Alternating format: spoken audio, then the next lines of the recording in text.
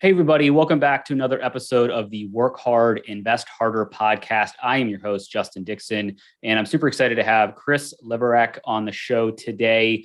Chris was in the Air Force. He was actually a firefighter in the Air Force, which I think is pretty interesting. And he started his real estate investing journey back in 2018 before quitting his job as an engineer back in 2020. So just last year, Chris has got a lot of experience across small multifamily 2 to 4 units, mid-sized multifamily investing, as well as large multifamily syndications. Something he's doing now more of is short-term rental investing. He actually teaches how people can get active in short-term rental investing. So this is an awesome episode if you want to learn a lot about kind of the landscape of real estate investing options. So let's get Chris on the pod. Do you love your job, but want other investment options than your company's 401k and trying to pick stocks? If so, you've come to the right place. In this podcast, you will get actionable information for your passive real estate investment journey. Welcome back to another episode of Work Hard, Invest Harder podcast. Here's your host, Justin Dixon. All right, Chris, man, welcome to the pod. Nice to meet you. Hey, good to be here, Justin. Thank you for having me.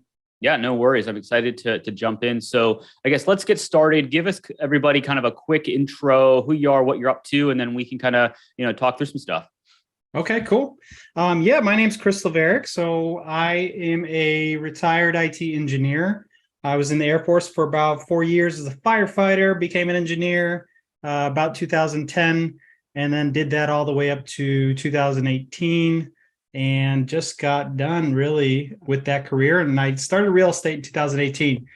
So I did some overlap. I was an IT engineer investing in real estate for about 4 years, quit my job last year, not 2018. Okay. I've done small multifamily, got started in duplexes and some quads and some 5 units. And then really did my first syndication where I raised equity on multiple from about 10 different investors to do a 16-unit apartment. And then I partnered with some other investors on bigger apartments, scaled up from there. And then I started focusing on short-term rentals. So I've partnered on a couple of short-term rentals, joint ventures, and syndications. I run a fund now, a 506c fund, where we invest into about a big portfolio of short-term rentals. And then I also teach it. So I have a course and a coaching program. Interesting. Well, there's a lot to unpack there. So let's kind of go back to the beginning. It sounds like there was some overlap in your W-2 job and starting to invest in real estate. So let's go earlier. How did you learn about real estate as an investment vehicle, and what got you kind of started in the whole real estate investing game? Right. So I had a 45-minute commute when I was working as an IT engineer. So like many, I'm sure we get sick of the radio and you pop on whatever you can find. So I did some audibles in the beginning, and then you get bored with a book maybe. So I started listening to podcasts. Bigger Pockets was one of the ones I settled on. And got it.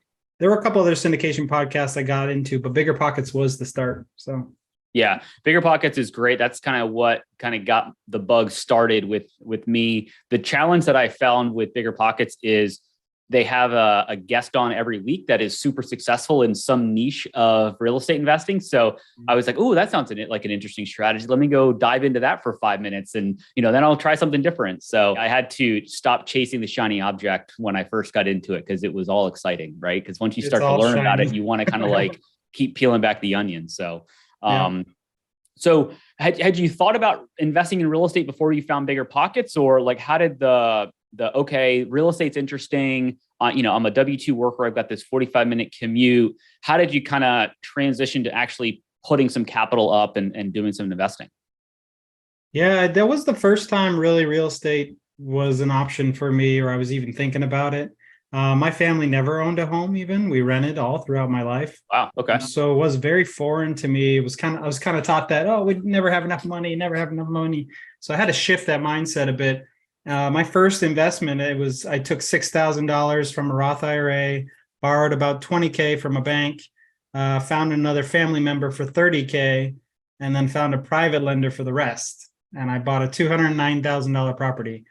So properties. It was 2 duplexes. But so the thing was, like, I didn't even have money really, to be honest. Yeah. I had a 401k, but it's really hard to pull a lot of that out unless you have like a self-directed or something. So I Right. used my Roth, and credit cards. I use credit cards too, so I had to be creative. So talk more about that first deal, because obviously, some people, and even I thought this in the very beginning, like, I hear all these strategies of like, buy all this property with no money down, no money out of your pocket, like use other people's money. And it sounds great, but once you start to do it, it's not as easy as, just flipping on a light switch, right? You actually have to work at it. So it sounds like you used a few different vehicles to acquire that first property, and walk through that, but also like, how was that $209,000 property? Was it a buy and hold strategy, or what was your thought process kind of going into that deal? And how are you going to pay back those multiple people from investors and also banks? Yeah, I mean, I was nervous as hell the first time.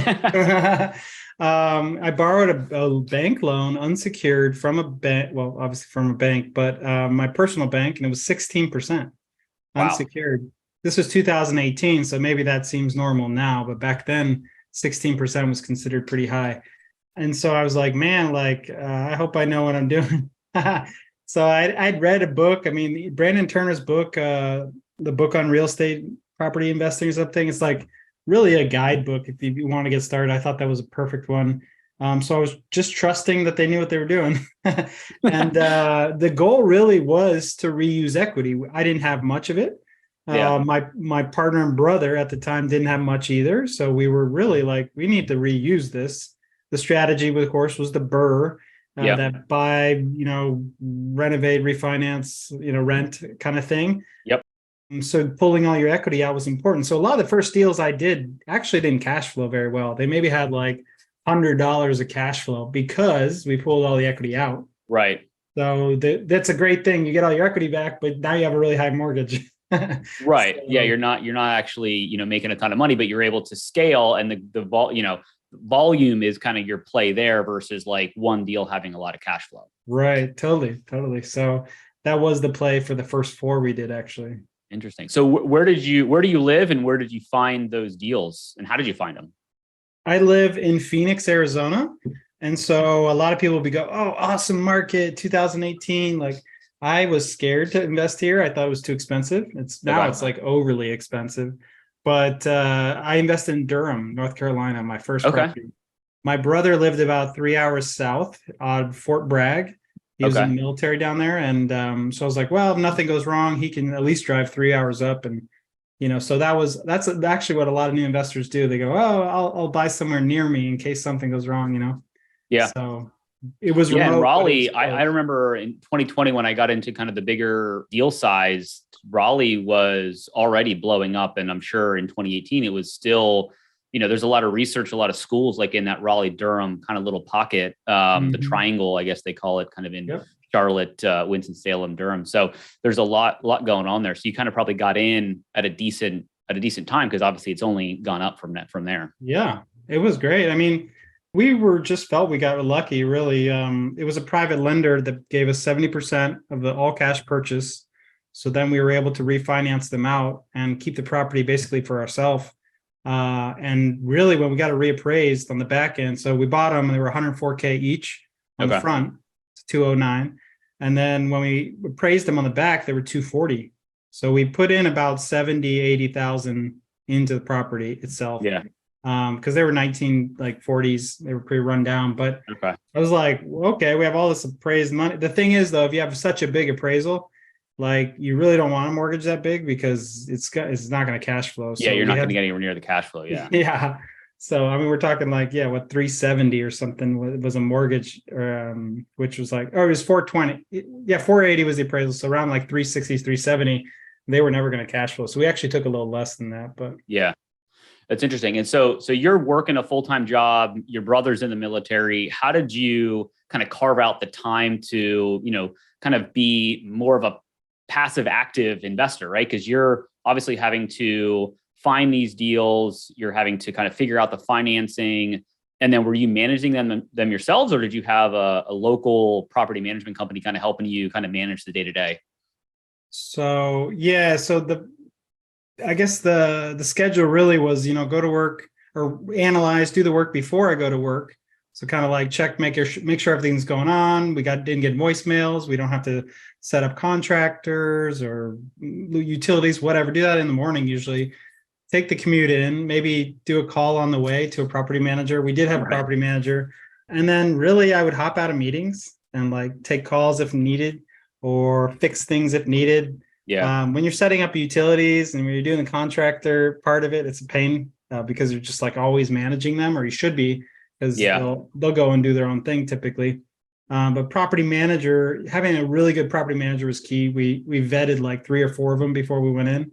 Yeah. And we had a really great guy. He doubled as an agent. And so he was kind of vested in making sure our deal worked out. Right. Because you're going to buy more deals if things go well, right? Yeah. Credibility and testimonial and all that kind of stuff. So he was great. And he's still our property manager on the properties. So that's awesome. That's awesome. I'm going to take a quick sponsor break, but when we come back, I'm going to talk about kind of the transition from, the smaller deals that you're doing to some of these short-term rentals and some of the bigger deals. So we'll be right back. Whether you're trying to hire a full-time employee or a contractor to fill a gap, Hire Tomorrow can help. Hire Tomorrow is a boutique recruitment firm that has successfully filled sales and marketing, human resources, and technology positions with companies ranging from startups to Fortune 500. If you're struggling to find the right talent, check out hiretomorrow.com or reach out to recruiting@hiretomorrow.com to see how they can help. All right, we are back on the Work Hard, Invest Harder podcast. We were talking about kind of your entry point into the real estate investing game, talked about some deals that you found in Raleigh, North Carolina. And so now let's kind of fast forward a little bit, right? You have these deals, you're starting to figure out and get some confidence in your real estate investing journey. Talk about the level up, right? So, some people start single family and because they want to buy one property, have one tenant, kind of start there. Some people like you started with a multiple unit, so 2 to 4. That's how I got started. But then you jumped up, it sounds like, to some syndication, some raising some money, and then obviously into a fund and short-term rentals and all that. So kind of let's walk through some of that, because I think, it's an interesting kind of transition from smaller deals to bigger deals and from there. Yeah, sure. So I guess starting out with the goal, the end in mind is important. Well, you probably hear that all the time, but people usually kind of chase random techniques to see which one aligns with them. And they kind of spend a couple of years doing that. The key for us was we knew that we wanted to get good at investing out of state. We saw the advantage to scaling was really following the markets. And so that's why we did our first property remotely. And we did it after that going forward. The second scenario, we knew we didn't have the capital. So we wanted to get good at finding capital. Okay. So every deal we did, and to this day, I haven't done a deal by myself with my own capital. I've had my capital in some of the deals, but I always go find a partner with some kind of capital, whether that's private lender, joint venture, syndication, something. That was a main function of our goal. So that was the 2 scenarios: be able to invest remotely and then be able to find capital. And so that's kind of how we gravitated into syndication. Okay. Like I said, we did private lender deals in the beginning, and they were very cool. You can line them up because you keep a lot of the property. We did joint ventures, so 50-50 ownership deals with, smaller properties under 500K, under $1 million. Yeah. And then syndications was a natural gravitation into that, where we're pooling, 10 to 20 investors for an apartment, a smaller apartment, and then, unlimited on bigger apartments. That really allowed you to scale. And for us, it allowed us to scale and build a business around it. Not everybody wants to do that. Some people just want to own a couple properties. So that was our goal. And that's why I say, start with that goal. And that's really going to help you kind of gravitate to which one you want to do. Yeah. And so is the we in your conversation, is that you and your brother, or are you guys still kind of in lockstep on this? Yeah. So my brother was the guy that jumped in with me back in 2018, and we did it together. And actually our wives are with us now. That's awesome. They work in the business as well. We're a little bigger now. We have about 9 people, but still the same people. Yeah. That's awesome. How did, so let's talk about your transition out of the W-2, right? Because obviously a lot of people, when they, catch the bug of real estate investing, it's, it's either I want financial freedom, I want to build some financial stability, outside of my, W-2 or outside of the stock market and everything. How did you kind of start? Was that ultimately the goal, was to quit the W-2 and go full-time into real estate? And then how did you kind of, build that plan to get to that, to the end in mind, like you mentioned? Yeah, it was always kind of that goal. I really liked being an IT engineer. I loved creating, like I was building data centers. So Okay. servers and networks. I made companies run basically all the infrastructure, but I really enjoyed it. I just saw that it was very repetitive, and I could see myself in my 50s doing the same stuff I'd been doing in my 30s. Yeah. And still fighting budgets and still fighting corporate and dealing with outages and weekend work. And so I kind of saw the writing on the wall. I saw also I didn't necessarily want to be those older groups that I could see, the 50-year-old guy who was now being phased out. Yeah. That 16 or the 20-year-old guys coming in. Right. So I wanted to have an out. I wanted to have a plan B. And real estate seemed to be the way that a lot of wealthy people stay wealthy or grow their wealth. And so I was like, okay, well, that's something I should consider. So I was always considering, when am I gonna get out? It happened a little sooner than I thought. I think not everybody needs to quit your job. You can literally, build wealth while you have a stable job. You don't have to quit, but it's up to you. Yeah. Yeah. And I guess a lot of the people that listen to this podcast are kind of that W-2 worker. They like their job, or they make good money, and they want other options right outside of just company 401k and the stock market. Were you also doing like passive investing to kind of continue to build that wealth? Or what advice would you kind of think or provide people that are in that, I don't know what to do, how to get started in kind of this passive investing, journey? Yeah, so definitely passive investing. I have a whole life policy that I invest with. So it's kind of like 401k, but an insurance policy. And that's me building my passive empire while I have active deals where I'm more in them and managing them. Sometimes I invest in my deals, but the whole goal is to diversify a bit so you don't, you don't get all in one box. But yeah, it depends. Kind of, I kind of got lost on the question, but I guess let's transition a little bit to what kind of advice maybe would you give somebody that's sitting in that W-2, maybe back in 2016, 17, when you were getting started, and you're like, okay, where do I start? You obviously went the active route, right? You wanted to find deals. But let's say somebody doesn't have the interest in doing that. They just have cash in a bank earning, 0.1% interest.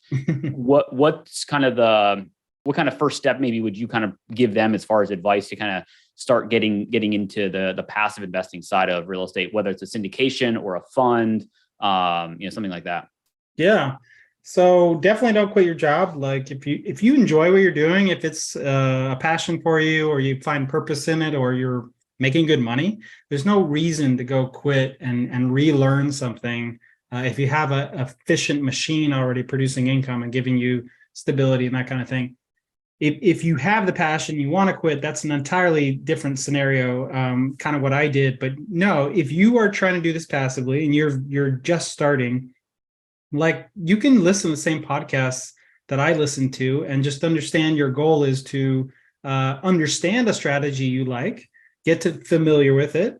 And then you can go on places like Bigger Pockets and LinkedIn and find, search with just keywords for a group that's actually doing that. So if you're looking for multifamily, syndication or multi-apartment complex investing, I bet you if you search that kind of thing in Bigger Pockets or LinkedIn, you'll see posts from people who are talking about that. And typically those people will be able to guide you to some type of investment. And then you can vet them and get familiar with it. The first thing I'd say for people, though, is go learn about the strategy, read a couple books, read a couple podcasts, get familiar with it. It's actually very easy to understand, in my opinion, more easy to understand than a 401k or a stock market plan, because a lot of times we don't know what businesses are doing. We don't know what the stocks are doing necessarily, but property, we rent it, we make money. I get it. You're kind of simple in a way. So.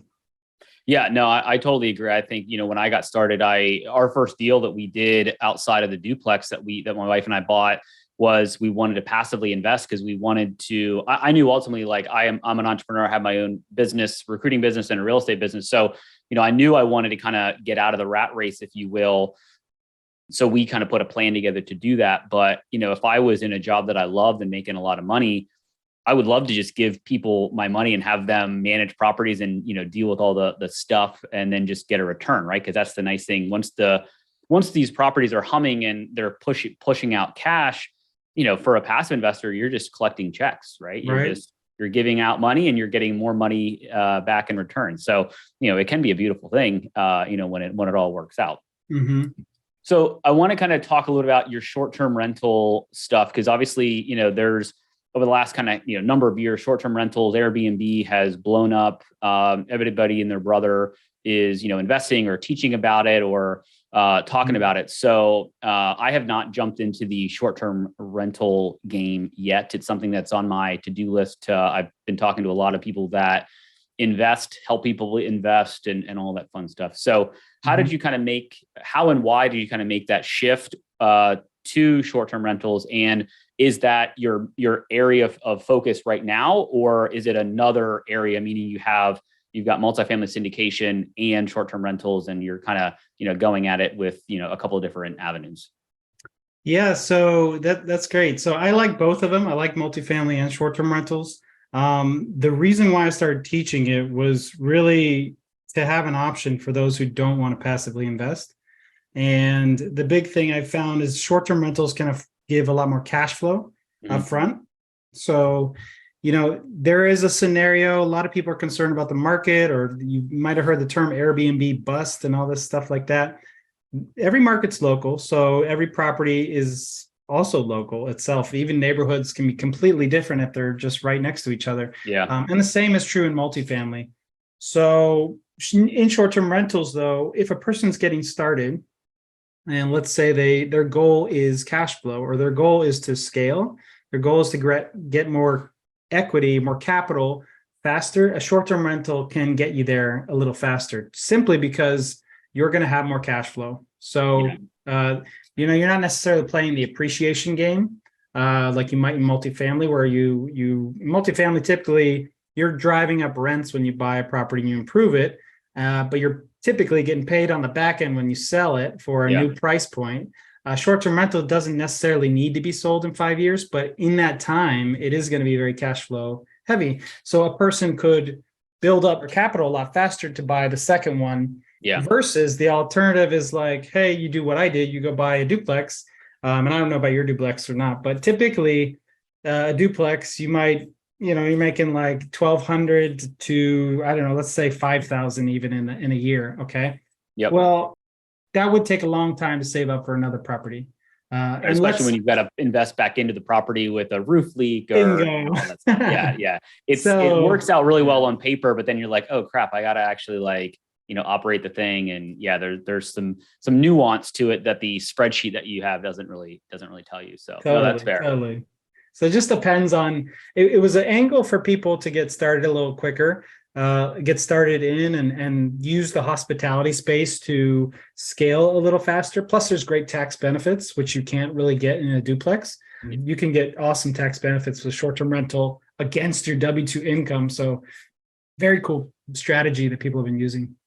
So wait, talk more about that. I'm not as familiar with short-term rentals. So, this will be education for me too. So because obviously when you do a syndication deal, you're not offsetting your active income or your W-2 income, but you can with short-term rentals. I'm curious about that.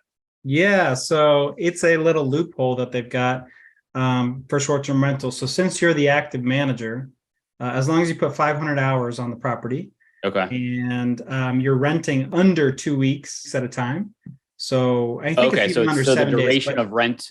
So you can't have somebody there for a month at a time. Exactly. Now you're breaking the rules. So got it. It's no longer really going to be a long-term rental. It's considered a short-term rental. And due to that, if you do a cost segregation study on it and you spend 500 hours in management for a year, you can actually get all of that depreciation to offset active income. It's one of the great scenarios. So we can't do that in syndication unless You can't really do that in multifamily unless one of you in a marriage or a joint partner is a real estate professional. Some people have heard of that, but but this is one way someone who's working a W-2 could have one short-term rental and get some tax benefits really just by managing the one short-term rental themselves. So got it. That's interesting. I'll have to peel back the onion on that in my own time, because we could probably talk about that for another half an hour. But so talk about your coaching thing. So if somebody is out there listening to this and they're like, "Ooh, I've heard short-term rentals. How do you help?" Maybe walk through a high-level kind of pitch on kind of how that works. Yeah, so we did a course that is a framework for how to find, fund, acquire, and manage a short-term rental. Okay. And we've had a lot of people that went out and got that framework, but what we found out is a lot of those people need some accountability and they need a little coaching. So we packaged it back up, and now we have it. It's a Vacation Rental Masterclass method. So it's all packaged up now. It's a 90-day sprint with Q&A, access to coaching weekly, and then access to a community weekly or for life. It's a Facebook Q&A. Okay. So really it's giving people 90 days with this coaching angle, plus all the content and the course, 2 courses in there actually, to use that 90 days, get the Q&As or the questions answered live if they need to every week. And they get a calculator and all that kind of stuff like that. So we're really trying to give them all the tools that they could use to go find a market they like, fund it, whether they have no money or not, and then acquire it. So how do you underwrite it and close it and then manage it? What apps do you use and how the heck do you do all the pricing and all that kind of stuff? So that's really what it's about. It's an A to Z guide. Got it. So that's something that somebody could do even if they are a W-2 employee, because obviously it sounds like if you set the systems up correctly and you buy in the right area, it's more of setting things up and having, your team that you build kind of help manage and do all that kind of heavy stuff. We manage 6. So I think like in our internal team, I should say, my family. So one person could probably manage 1 to 2 without really like much systems. Once you get to the 2 to 4, you're really going to want to have like systems, standard operating procedures, automations, automatic emails, and all that kind of stuff like that. But all that is, in the program that teaches how to do that. But got it. And then you mentioned something about a fund, I think that you're rolling out or have, or talk about that a little bit. Yeah, so we do have a 506c fund. I'll be rolling out another 506b fund here shortly. You did ask the question, we do multifamily. Like, we raise private equity for multifamily and short-term rentals. So when we're not actively coaching or teaching or going and hunting for a short-term rental ourselves, we actually have a passive investment opportunity through funds. And we do that because we can go partner with really key operators who are crushing it out there in the asset management space and raise private equity and give those opportunities to sophisticated and accredited investors in our network for people who don't want to actively go buy property. And there's people on both sides. So that's what we wanted, options for both. Yeah, I mean, the fund model is a great model. Some of the returns are different unless you're investing in an individual syndication, but sometimes it can be more beneficial to be in a fund because you're pulling your assets typically and you're spreading your risk around to different things. So, that's awesome. And I guess what markets are you seeing in the short-term rental space that are really attractive? And are you buying luxury, high-end multi-million-dollar properties that are renting out for thousands a night, or are you buying, a condo in Miami that's, renting out for a couple hundred? That's great question. So it depends on the market. So we ended up doing luxury. Okay. Personally, in our team, when we partner with others, I wouldn't suggest that at this point. The interest rates are just too crazy. Yeah. So there's something called the revenue to price ratio. Okay. And that's really going to determine not only like kind of which market you're in, but which property and which market it works. So it's just taking that price and the revenue and divided by the price, the purchase price. And if your ratio is above like a 20 to 30%, that's usually going to be something you might want to dig deeper into. Anything under 20, you might be now not even breaking even with the way mortgage costs and all the expenses go. But which markets? I mean, and similar to multifamily, you chase the the landlord friendly, policy friendly states and cities and things like that. So, Arizona, I'm in Arizona. Arizona is a great place. People like to visit the sun. Yeah. People like to visit Florida, for example. Florida is getting more expensive with all the insurance premium increases, and the same is for short-term rentals, and the price of properties got up a lot there. So a lot of stuff isn't really working anymore there, especially beachfront. But even beachfront, usually those properties just gonna be a little too expensive. I know, like, people are big into Myrtle Beach back in the day, and you could probably get stuff still there, but it just has to pencil. Places in Tennessee, Indiana, and surprisingly, these Midwest markets are actually getting pretty popular. Like Missouri and the Ozarks is a vacation destination. Probably because of the TV show, which was great. Could be. But the price point, you can buy something out there. You asked like what we buy now. If I was targeting something, it's going to depend on your budget. Yeah. So someone can buy a property in, say, Michigan or Illinois or Indiana as a short-term rental and probably spend $150 purchase price. Yeah. But they're going to put like 30 down plus some renovation or furnishing. So you can do a lot more in those markets. It just depends on your budget. We're typically looking at 4 bedrooms, and in the $300,000 to $500,000 range might be where we're looking now. So got it. And we're recording this in kind of early April 23. So we're in this kind of high interest rate, high inflation, recession fears, all that fun stuff. So, I know you don't have a crystal ball, but what's your kind of outlook on this year? Are you still a buyer? Are you actively searching for multifamily? Are you actively looking for short-term rentals, given kind of, some of the things we discussed with interest rates, where they are and everything? Yeah. So we did 4 short-term rental acquisitions last year. So I'm still in the stabilization of those and getting those under. So I'm actually not hunting for this next quarter. We are looking at a multifamily deal, however, for this next quarter. And hence why I'm opening a 506B fund just as we speak, even because I know I'd like to get a sophisticated deal, but it's around like a 60 unit. So it's a smaller one that I'd like to take down for the quarter, just for different reasons. I still think multifamily is a rock, and like it's not going anywhere. Yeah. So, but that being said, if I was getting started, short-term rental is a great way to get started. I think that's why I launched the coaching program, is because for someone getting started, 60 units is just like way too far out there. And to be a passive investor, sometimes, I kind of use the salary range, but someone making like $100,000 might not be able to do they're only 25 grand into a syndication. Maybe that might not be the best play, because that locks it up for 5 years. Maybe the best play might be, 25 grand on a $120,000 property in Michigan, right? Generating, you look at the numbers, these things can generate like 30, 40,000 gross a year. So maybe that's a faster trajectory to their goal. Check markets, watch those interest rates.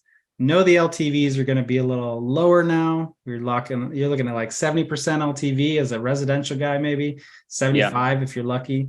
But if it's a commercial deal, you're looking at 60. Yeah, it's hard. I was talking to a couple of partners that I look at deals in, because I live in Austin. So we look in Texas, and if you can find a deal that pencils and works in this market, it could be a home run, because odds are your interest rates are going to be lower when you refinance in 2 to 3 years. So, if you can make it work in this environment with bridge debt, or if you can lock yourself into do like a loan assumption and get somebody else's loan that's at a low rate that they bought, maybe they bought the deal last year or 2 years ago, that's kind of the slam dunk in my mind. They're just few and far between. I have, talked to some brokers and property managers that there's some distress starting to happen in the market, where people that did buy deals in the last 2 years that are maybe undercapitalized or weren't prepared for, interest rates going through the roof, they're going to have to sell because they just can't continue to operate the business, which is, essentially operate the property. So, I think 2023, I've said it on multiple podcasts, it's the year of the operator. You could buy a deal in the last few years and it would work out, but now you have to actually operate it efficiently, find good asset managers. And, those are the deals that are going to actually, work and still provide returns to investors. So, So yeah, I think it's super important. Totally. So I guess I want to kind of transition here. So we talked a little about kind of your transition. And one thing I wanted to talk about that's kind of interesting for you specifically is that you're a family in the business, right? You and your wife are in the business together. Is she full-time too, or you guys both kind of full-time in the business? Yeah, we're both full-time. She probably works 4 or 5 hours where I'm working the typical, 7 hour or, something a little longer. Yeah. Sometimes I work a lot longer, but I try to take advantage of taking breaks whenever we can. That's the advantage of having your own business. That's right. But yeah, she still works in the business. We have a 4-year-old and a 15-month-old, so that's probably Okay. why she's taking a little more time off. She's got other opportunities and priorities to focus on, right. so that makes sense. So, but my brother works in the business. His wife works in the business. She manages actually all our short-term rentals. Okay. And then we have a couple other team members on the team as well. That's awesome. How is it working, with family and all that fun stuff? Yeah, it's been 5 years. Well, it's probably been 4 years. Our wives joined us in 2019. So it's definitely in the beginning, it's tough when you have to call out a family member on not executing something. Right. And then go sit down with dinner with them. Thanksgiving. Yeah. Like I don't, I try not to talk business with my wife a lot unless it's absolutely necessary. Because, no, it's definitely something that you learn doing, but I will say it brought us a lot closer. We've spoken every week for the last 4 years, which, I don't think many brothers or siblings or sister-in-laws, brother-in-laws can even say they do that. So it's been really cool to that regard, just being able to share. Like we start our meeting with just like a segue where we're just chit chatting, Yeah. And really cool to see the kids in the back every week, see different things going on. So it's been really brought us a lot closer together. That's awesome. That's my wife and I, she's a W-2 job but her and I are very lockstep on the whole real estate game from the very beginning. After I read Rich Dad Poor Dad and then had that light bulb moment and then, was nervous that she wouldn't have it, but she did. So we went down the path together. So it's been a lot of fun. But it is tough to kind of make sure that you don't always just talk about business and what's going on. Cause obviously, you're married and a family and all that fun stuff. So I want to kind of transition to the final kind of triple threat, 3 questions that I ask every guest.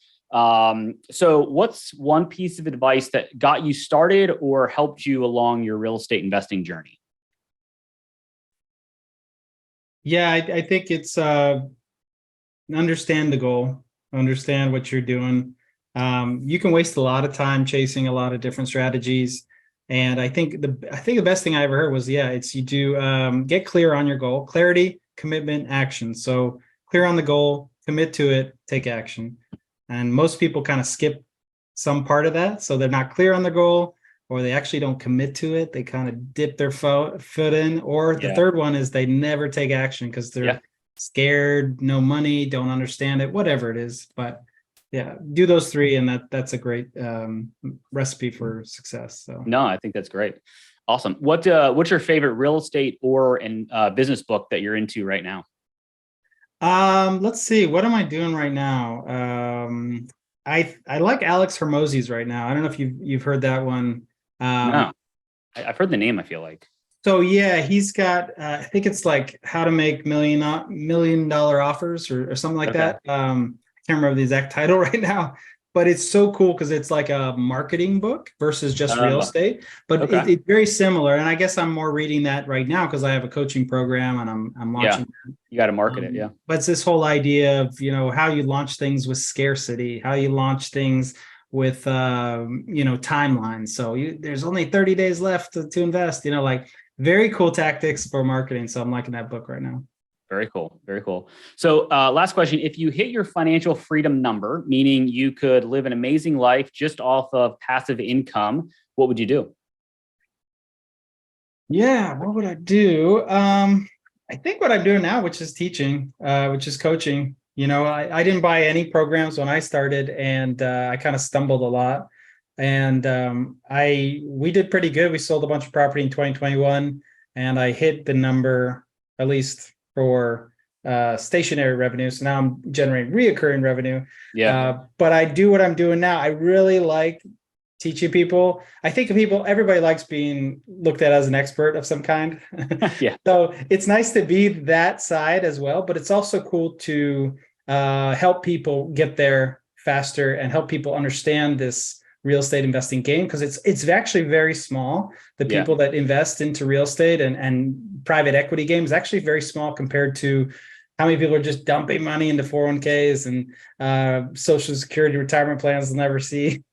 So, I mean, that's how a lot of people grow up, right? You know, you grow up and you're taught what your parents were taught, and they're taught what their parents were taught. And so, you know, you kind of just follow along, and then sometimes you stumble upon a book or a podcast or something that kind of just like, wait, there's other options. I can actually do something different. Like, totally. No, that makes a lot of sense. Awesome, man. Well, Chris, thank you very much for being on the podcast. I really appreciate it. It's great. I'm sure our guests took a ton out of it. So man, thanks for being on the show. Really appreciate it. Yeah. Thanks, Justin. Thanks for having me. Awesome. I hope everyone took something away from this episode. I've got another one dropping soon, so keep listening. Thank you. I hope you got value out of this episode of the Work Hard, Invest Harder podcast, your one-stop shop for education on how you can continue to work hard in your career and have different options to invest even harder. If you took anything away from this episode, please leave a written review. I read every review as it helps me serve you better. If you're listening to this podcast, it means that you want to grow your passive real estate portfolio. The easiest way to do that is to join our investor club by heading to greatventurecapital.com/invest. The link is in the show notes. See you on the next episode.